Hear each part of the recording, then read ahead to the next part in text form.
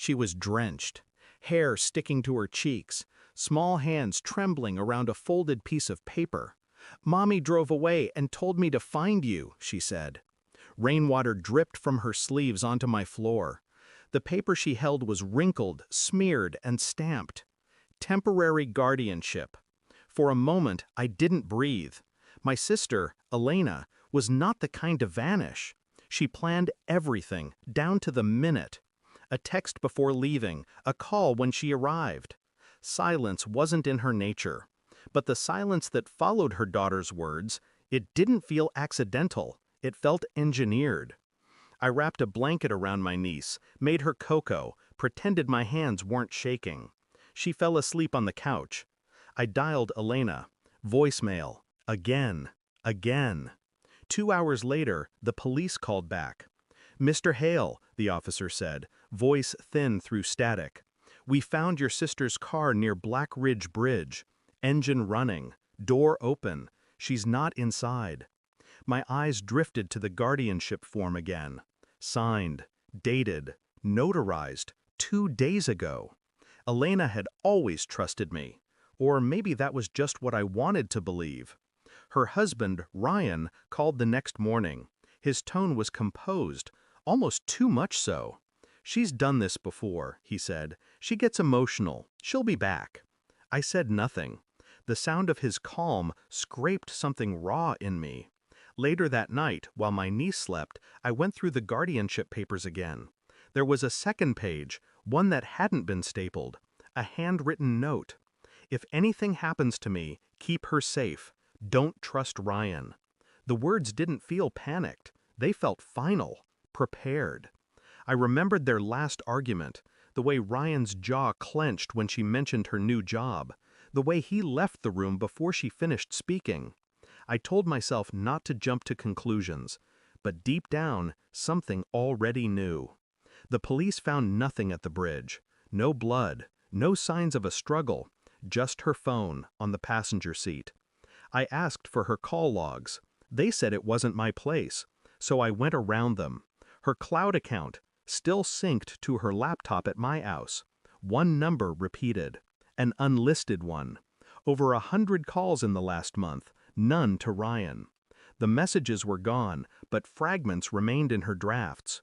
"I can't keep lying for you. He's getting suspicious. If this goes wrong, promise me she won't find out." I didn't know who he was, or what she'd been lying about. But Ryan's calmness now made perfect sense. He wasn't worried. He was waiting. So I waited too. I smiled when he visited, pretended to believe every word. Let him hold his stepdaughter's hand, stroke her hair. I studied his eyes, how they never looked at her the way a father should. When he left, I followed him. His car led me to an industrial building on the outskirts of town. No signs, just a locked gate and a rusted door. He used a key. Inside, through a cracked window, I saw filing cabinets, computers, a wall of photographs, Alana in some of them. Others, women I didn't know. Every one of them holding something with the same logo printed across it. Black Ridge Behavioral Institute. I'd thought Ryan worked in finance. He didn't. The next morning, I broke in. Inside one folder, labeled EC, Case Terminated, were medical reports, signatures, and treatment notes. Elena's name scrawled beside words like experimental therapy, neuroevaluation, sedative protocol. He hadn't been her husband. He'd been her handler. She wasn't sick. She'd been part of a program. And when she tried to expose it, he erased her.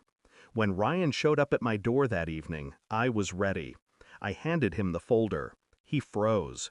"You left it unlocked," I said quietly. "Or maybe you wanted me to find it." His face changed, something cold and dead behind his eyes. He stepped closer. "You have no idea what she was involved in." "Maybe not," I said, "but I know what you were." He didn't speak again. He just left. The next week, every file from his storage unit appeared online, posted anonymously to news outlets, legal forums, and the police. The institute shut down within days. Arrest warrants followed. Ryan's photo was everywhere. So was Elena's.